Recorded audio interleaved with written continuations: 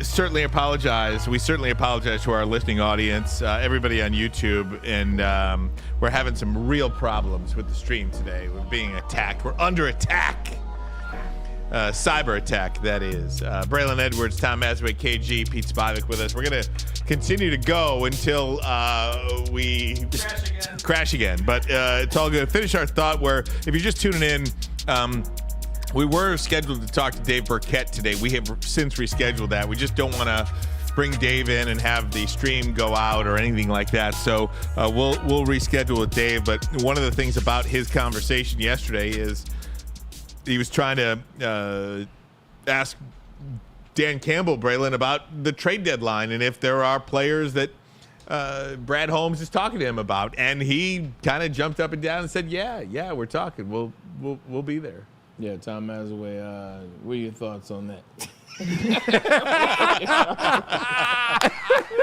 I commented on before we came up. I basically said there is going to be a trade made. It's probably around 2 guys, but he's trying to figure it out. Everything that he does seems to work out. It won't be the splash that we know, and I think we're past that point. But I think you definitely got to add 2 guys to that What would side. you think of Trey Hendrickson from the Bengals? If I just threw that name out at you, because that's what Dave Burkett and a couple of people in the NFL have put his name out there. And when the Bengals lost, man, they haven't won a game at home yet. They're 0-4 at home, and they I are see him as an interior guy, though. Is he not? No, he's outside. Is he outside? He's Yeah. outside guy. He could sack, man. It and don't also matter. Even reunite if he with is an DJ inside Reader. guy, even if he is an inside Right. guy, just get me pressure on the quarterback. Also, too, no, you got inside guys. You need an outside guy. You really got to get an outside guy. For years, we talked about getting your defensive interior guys. You got those guys now. Now you got to get a guy on the outside. You look at Trey Hendrickson. He asked to be released from the Cincinnati Bengals before the season even started. So he's definitely not been happy there. They know it's a relationship that they can't mend. The guy can play. The last 3 seasons, he's 15 or more sacks. Like he would be a good addition. I just want to throw this name out again at you. It's Josh Uche. Yesterday, he gets traded to the Chiefs. And Braylon talks about these Super Bowl teams that go out and just take care of business. They traded a 6th-round pick for the end from Michigan, who's had some good years. He re-signed, took less of a deal to stay with, who was he with? He was with New England. Yeah, the He was Patriots. with the Patriots. He said, I wanted to finish my career in New England. And they're like, yeah, for sure. And, 7 games in, they trade him to the Chiefs, which is a much better situation as far as a player goes. But if he wanted to stay on the New England side of the country, now he gets shifted to the Midwest. That was a cheap get, man, and pretty good guy there. Two things. One, Josh Uche, just add him to the list of players who thought there were loyalty in sports. That's one. Right? Yeah. Because there is no loyalty in sports. No. Organizations will do what is best for the organization 99 times out of 100. There are some organizations that have done right by a player here and there. I think the Detroit Lions did right by Matthew Stafford, to be honest with you. Yeah. Traded him to a place where he could go win. That they did not do right by Calvin Johnson. It's just there's a lot of different layers there. Josh Uche, and I'll say this about the Detroit Lions, really nice player, but again, this organization over the years, Braylon, we have seen them. It doesn't matter how cheap they are. It doesn't matter what they cost. It doesn't matter the talent of that player. If they don't believe, and by they I mean Brad Holmes, Dan Campbell, but more specifically, I do think it's a combo. But we'll talk Brad Holmes terms now. If they don't believe that player is an absolute fit here in Detroit, both on the field and off the field, they're just not going to do it. They're not going to do it. They aren't, but I think we're in rare territory. I think we're in rare air. Going into the season, you knew that 97 was going to be some type of form or factor for you as it relates to Defensive Player of the Year, and he was showing you that. Now you don't have him. Now you lose Davenport, and I think no matter how you try to build a thing and how much you try to stay away from a thing, it's fine to do that when it's working, when it's down there, when everything is clicking on all cylinders, as you will. But when things change, but you're still the same team, and the Lions are still the same team, still the same offensive prowess, but they got to have somebody on that outside to help this team out. They cannot, and I repeat, no matter how good that offense is and they're clicking, they almost look like the greatest show on turf. And maybe when the season's over, they will become the new greatest show on turf. Marshall Faulk was a bad boy. Jameer Gibbs may be a little bad, but with that being said, that defensive side of the ball is what's going to cost you, and it's cost you in the bigger moments. And so you got to make that move, man. And I think they will do that. It's just a matter of what they do. Yeah, and 1 week from today, the trade deadline is there. But, Maz, you know, we've said, and you were dealing with Burkett when we were on previously, but one of the things about this, we said when Hutchinson went out, you had 2 games.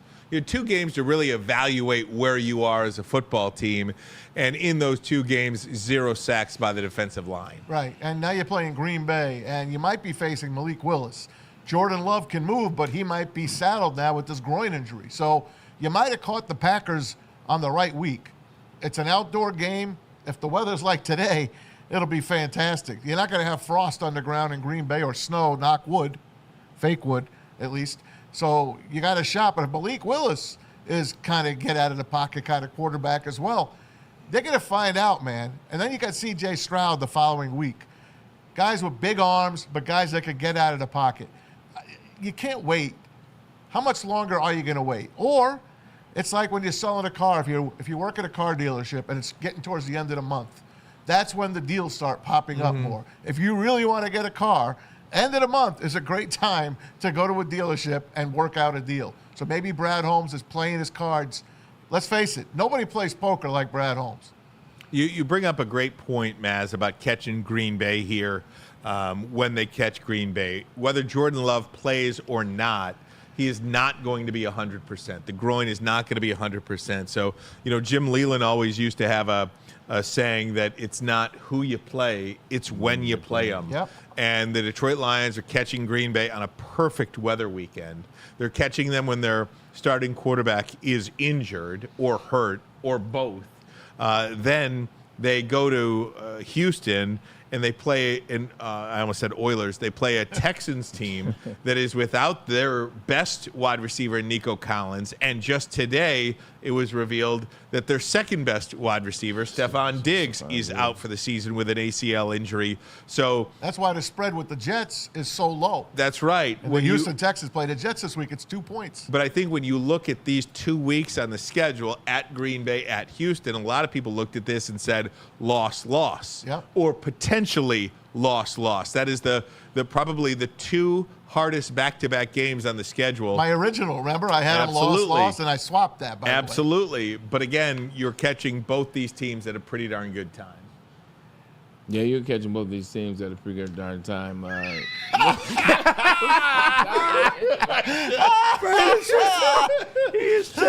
I did what you said. Green Bay Packers. Yeah, we talk about the Lions. Look, the Lions have been catching streaks of luck. Whether it started last year or 2 years before that, they've been catching these streaks of luck, and it has to do with playing teams when their best men are down. You look at the Texans, you look at Green Bay. They're a much different team in Green Bay with Jordan Love than they are with Malik Willis. So. I see you guys on a delay on my computer, so just seeing you guys laughing makes me want to laugh my ass off. And the reason that we're laughing is because, let's face it, we've been knocked off the air like 3 times already, and you kind of lose your groove. It's so hard to get into groove. You lose your groove after a while.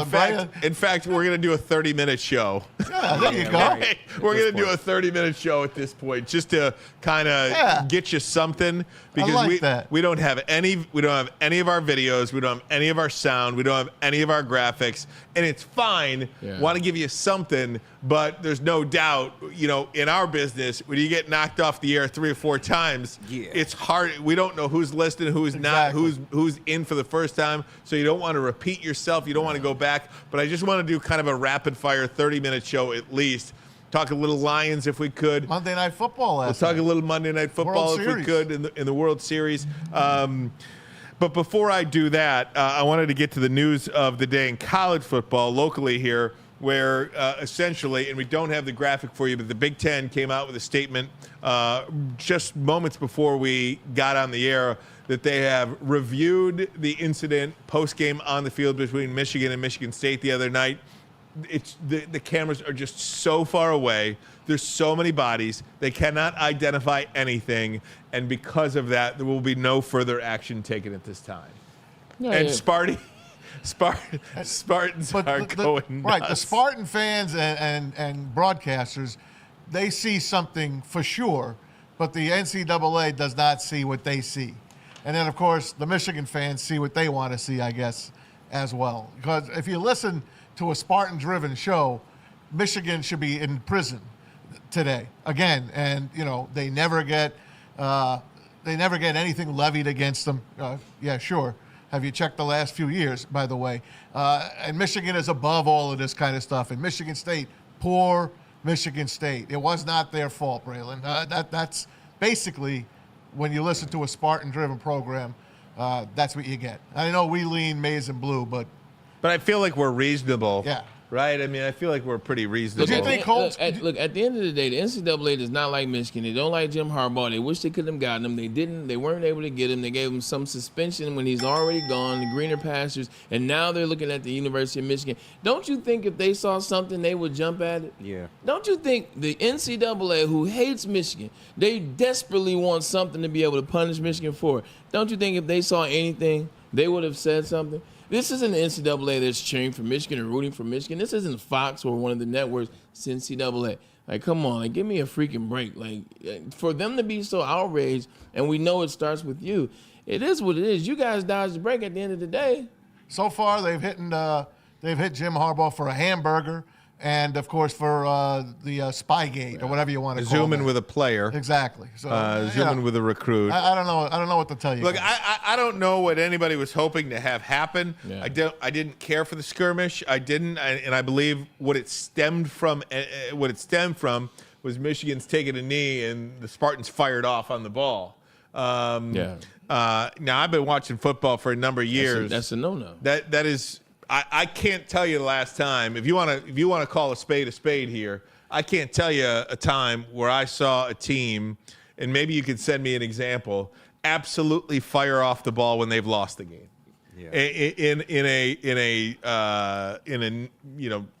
taking a knee situation. You know what, Ryan? It has happened a couple times. It does happen. But guess what? Happens very rarely. And you know what? When it does happen, you have a skirmish at the end of the game. Yeah, what I was gonna say was every time it's happened, it's still been wrong. Yeah. And it's been a known wrong. It's like at the end of a basketball game, if you're already up big, you don't go get the layup or something like that. It's just certain things you don't do. It's unwritten rules. Right. Like, it's unwritten rules, but as a professional, like, this is something we don't do, the brotherhood, et cetera. So when you violate the brotherhood, this is what happens. It comes to the territory, and it ultimately falls on you. Who played Carolina this past week? Denver.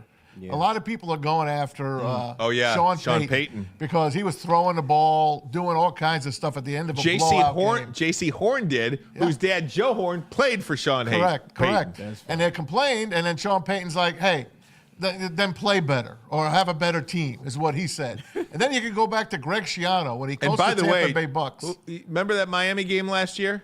Yeah. Would they win 70-12 or something like that? 70-6? Who'd they play? Denver. 100%. Sean Payton be crying about that? Yeah. Was he crying that they put up 70? No, he wasn't. No. I mean, he was crying about other stuff, but he wasn't crying that they put up 70. I'm just saying. Right. Remember when Schiano coached the Buccaneers for 2 years or a year? Yeah. And he had professional players, which it don't happen in the pros. When you're kneeling down for, to end the game, victory formation. Yeah. He had the Buccaneers firing out. And he said, hey, I'm trying to knock the ball out. I want to get a fumble. But, he got in trouble for that. And, of course, and the NFL kicked him out. Basically. Exactly. I was just about to say, he's no longer in the NFL. They don't play that stuff. So it is what it is, man. Let's face it. Neither team is a good team. Michigan won. They held court. They held serve on their home floor, and Michigan State had their chances, and they coughed up the ball too much. That's all there is. And now each team goes their separate ways for the rest of the season, second half of the season. Michigan State. I am so curious to see what this Indiana team does to Michigan State, and I'm so curious to see what this Oregon team is going to do to Michigan. We're going to learn a lot about both of these teams this week. Both teams are going to lose by 25 or more. I have a feeling, and I'll stick with our team for a second, Michigan. I have a feeling that Michigan is going to look as bad as they have looked in against a team off a win on the field. Yes, they beat a bad team. I know, but they're coming off a win. Now, if they're coming off a loss, I would say they're going to get their doors blown off. I think it's because they won is why they're going to play their worst ball. Like, at the end of the day, this team knows what it is. Like, man, when you're on a team and you know what you have and you know what you can and cannot do, like, the season's very interesting. They got to win, made themselves feel good. Now they think, look, we beat the team that we needed to beat for this season to be somewhat decent. It's just. Well, if you look at it, Yeah. they beat Michigan State. Michigan State gave Oregon a pretty damn good game for most of that. Michigan State coughed up the ball a ton, and I know Oregon overlooked them because who'd they play the following week? Ohio State. Right, they had that big win against Ohio State. Michigan State's offense is way better than ours, though. Just from a Michigan technical State's got a quarterback that if he can learn to not turn the ball over, they've got something there with that kid. I didn't know he was as tall as he was. Like, so when I was on the field before the game started, he was throwing in the corner end zone, the southwest end zone, and I walked by him. He's tall. He was taller than me. I think he's going to be okay. Yeah, All he I'm was saying solid. about Michigan is that I can't remember a time, maybe 2020 Ohio State game that never happened, that I was like, okay, they could lose this one by 40.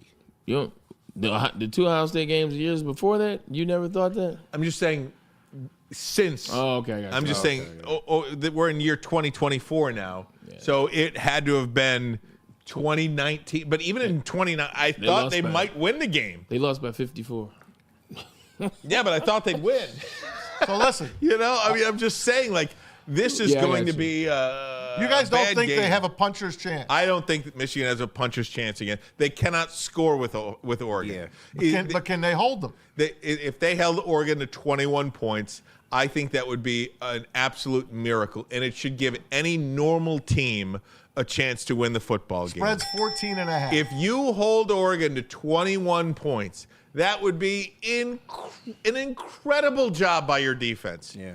No way Michigan can score 22. Right. So because of that, I say absolutely no chance to win the game. What I'll do you think? I was just hoping that they can give them a game like MSU gave them. But I know Oregon's better than they were back then. They're better now. They're But starting to roll Michigan's now. not as good as MSU is what I keep trying Michigan to gotta tell get you. the Like, lead. MSU's offense, when Aiden Childs takes care of the ball, he knows like Aiden Childs, their offense isn't bad. He and Nick Marsh are a great combo, and Two running they've backs. gotten to Ohio State's territory a couple of times in that game, and it should have scored through an interception in the end zone, but they're a better offense than Michigan is. Like, Michigan doesn't have that back and forth. I will bring this up of the Michigan State game for a second. Like I said, every Spartan fan or every Spartan broadcaster that watched that video said Colston Loveland headbutted the guy. Absolutely saw he headbutted the guy. Even if it's in slow motion, you see that he headbutted the guy. After the game, and I wish I had it here, Jonathan Smith said, hey, this was my first time playing this game.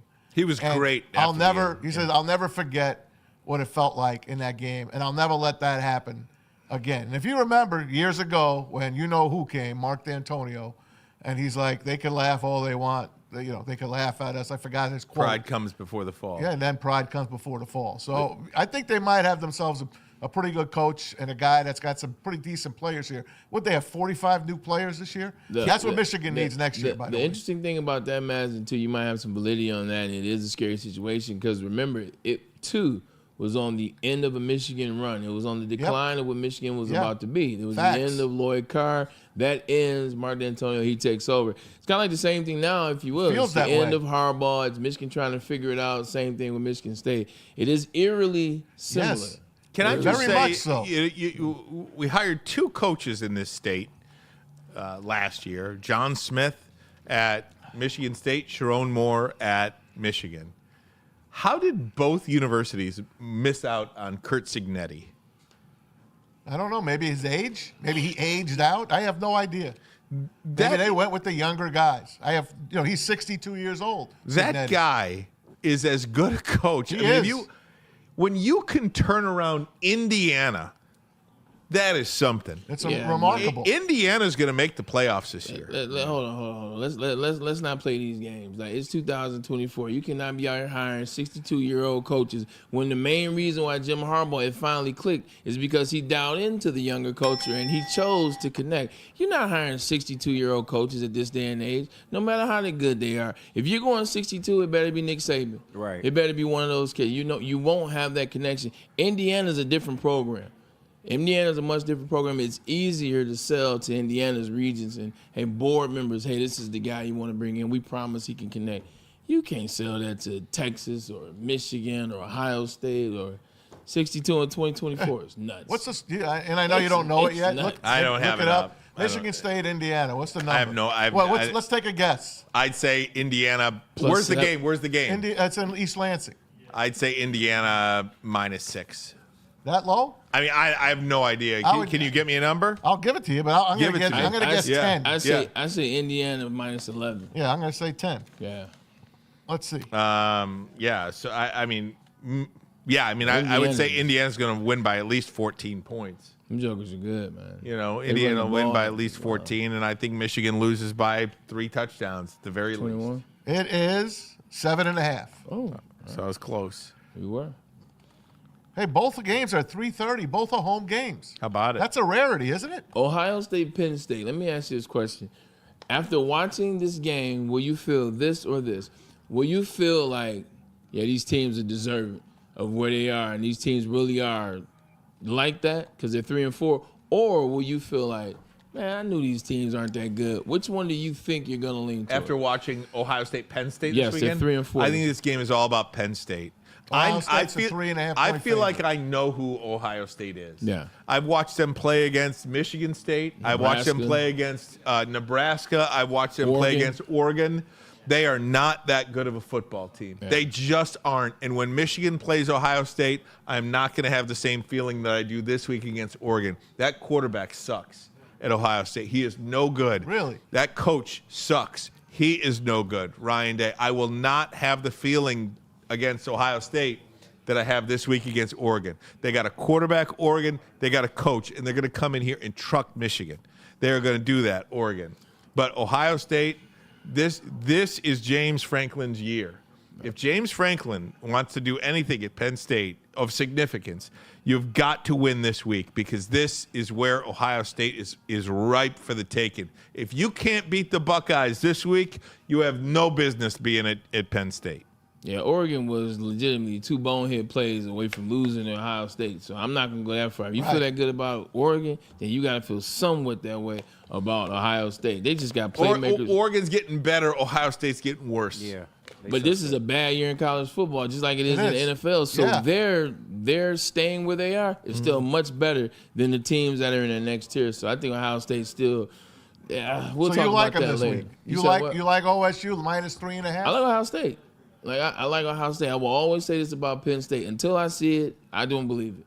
Like every time Penn State was supposed to be this, guess who still was their coach? It was James Franklin. So I will not trust James Franklin until he shows me different. I'm going with Ohio State because they got players that are playing on the next level in major roles. Like Jesus Christ. Guys, we have had some significant problems with our stream today. So just if you're just tuning in as we begin what would have been hour number 2, we're just kind of going through our show for like 30 minutes just to make sure we get some sort of content out there so that people can come. So we're coming all around. I do want to talk about a couple of NFL stories before I get to baseball. What do you got, Maz? I just wanted to ask you before we skip that of college. Okay. When is that 30 minutes? Though? Bryce Underwood, number 1 quarterback in the state. In the for sure. country. In the country. Yeah. There's word on the street that Michigan is going heavy after him. I and hope he so. has interest. I hope so. I hope they do go heavy after him. I hate to lose players in this state. I think if you talk to any player, not any player, most players who have chosen to leave this state, I think they would tell you that they wish they probably had stayed in the state. You know, I think of a couple of guys that maybe. Who was the kid we had in here? Remember he transferred a couple of times? He was going to go to Michigan State. Then he was going to go to Oregon. Dante Moore. Yeah. Thank you. Dante Moore. You know, I mean, Dante Moore went to think about a guy like Dante Moore. That's why I threw him out. He That's went to a great UCLA thing. and then went to Oregon. Let's just say the pro thing doesn't work out. Let's just say you don't go to the NFL. I hope he does, but let's just say it doesn't work out.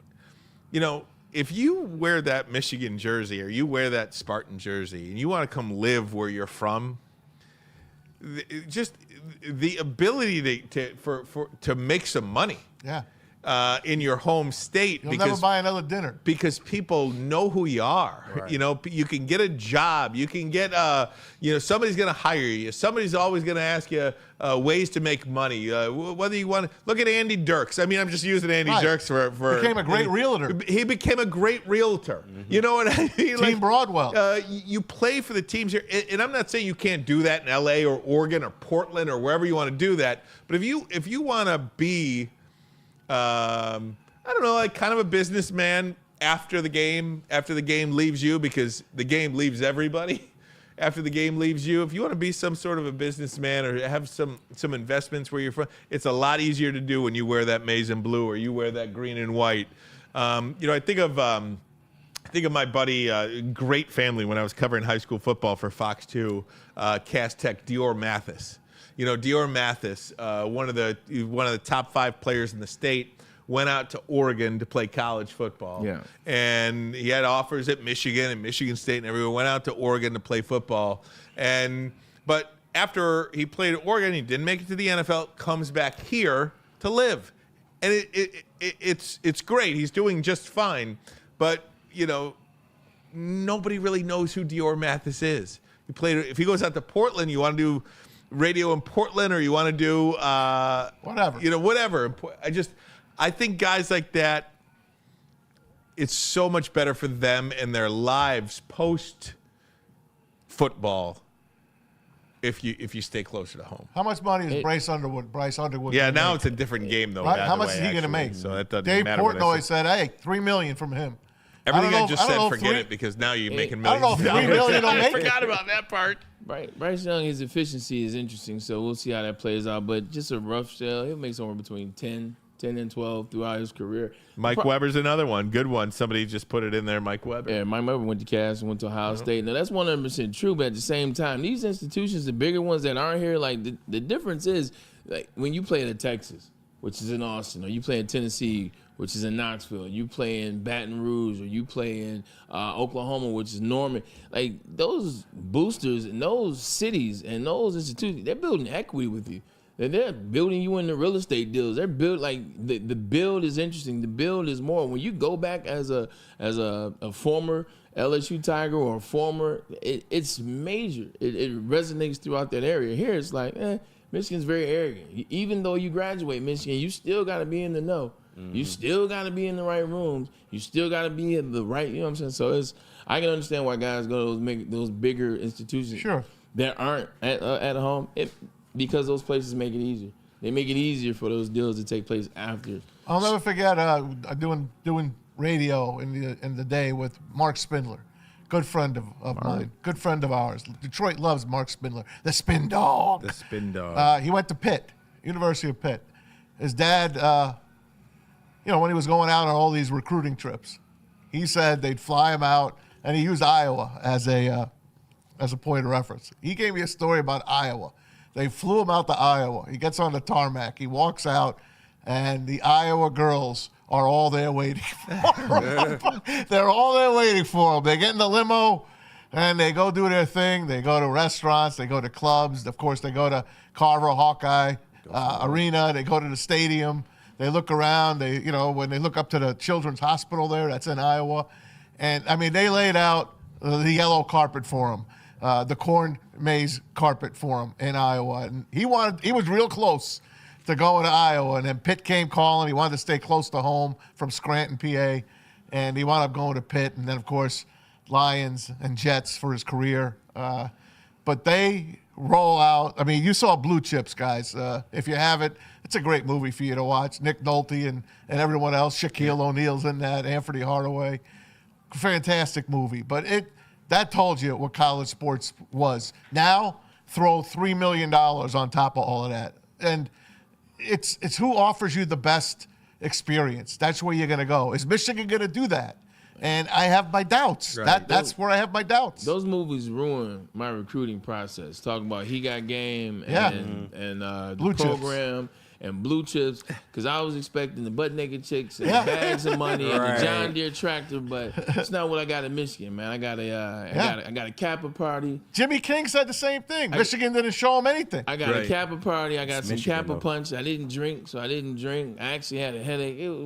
It's not like I saw. They get you the in cottage and movies. pizza at least? I got cottage and All pizza, right. but I was trying to meet the assistant coach. I know, buddy. If you know what I mean. Yes, I know what you mean. Assistant coach. Guys, we're going to continue along here. No breaks here as we just kind of try to run through our show so we can do so before the stream runs through. But I do want to talk about some baseball if we could just momentarily. A lot of people watching us here. I know. So What's a lot? 550 and counting? baseball, Maz, is Yeah. it over tonight? Yeah, it's over tonight. Even though Kenny said they might get a gentleman's sweep 5 games, but Yeah. I don't see it. It's not looking that Is The way. it Yankees- 2-3-2 now? Yeah, So 2-3-2. they're not going Yeah. back to LA. They ain't going back Not to LA. looking They're winning it here. It reminds me of 1976 when the Yankees first started coming back and they played the Cincinnati Reds, and the Reds just blew them out in 4 straight. They had one chance to win a game in that series. Let's face it, guys. Game 1 was make or break for this Yankee team. And the team that lost that game, I really believe this would have happened to them. I believe what happens to the Yankees would have happened to the Dodgers had they lost game 1.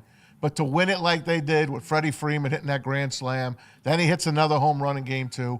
Last night he hits another one. 5 straight games this guy has got a home run.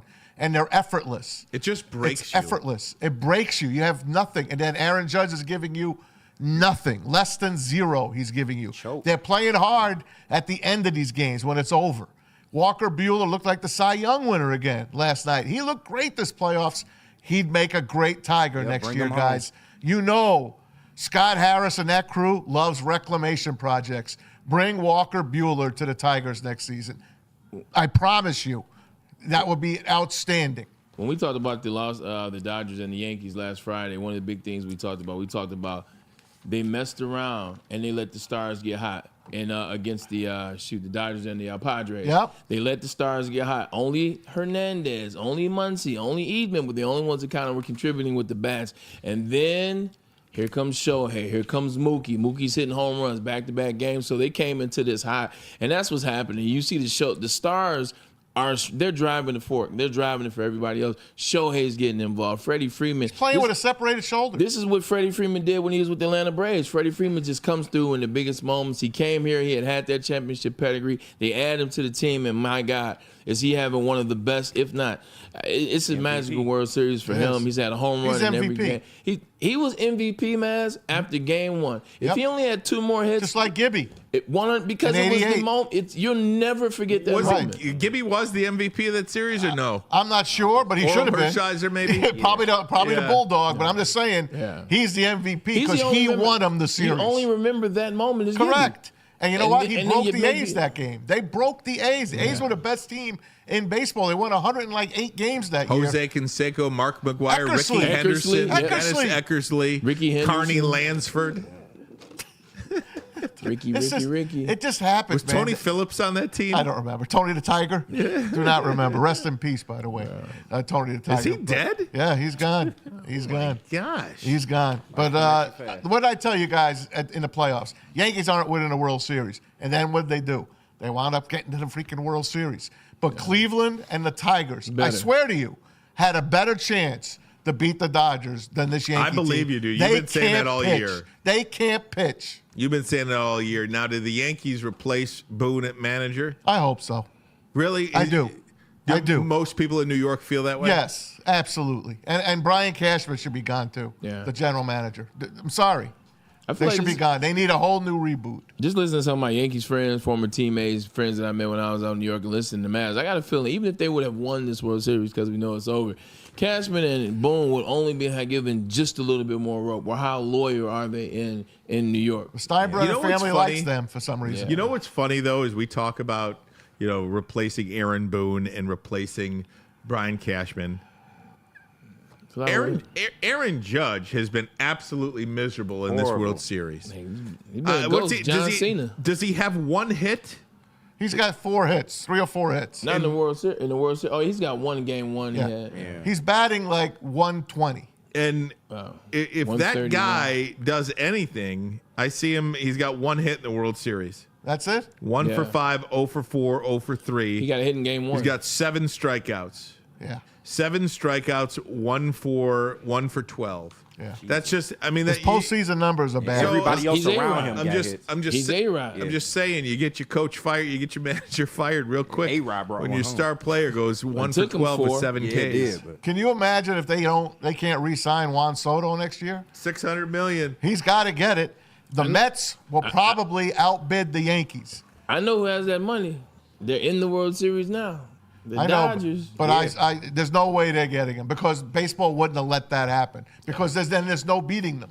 They let Shohei go there, which Right. I know, which was I hate it. Outlandish. I hate it. What do you think? You know, I was thinking of, as Shohei Ohtani leaves the Angels and wins the World Series in the first year after leaving the Angels. What do you think Mike Trout? I mean, Mike Trout's got to stay healthy, but Yeah. what do you think Mike Trout thinks about that? You know what I mean? He's jealous. one out at He's this gotta be jealous. I mean, you've had Trout and Shohei for 3-4 years. Yeah, at least And 4 and, years. and you Nothing. didn't. Jack You squad. never finished above 500. Forget No. about making the playoffs. Two generational. You never players. finished above 500. They never had pitching. It's crazy. They never had pitching. It's more crazy. than that. But All right. What? Go ahead. Nothing, go Mace. ahead, I'm good. I was just gonna say, guys, we got some NFL news. you want to share that? I'm just trying to beat the stream here. Go ahead. Oh no, go ahead. Do what you want. Yeah.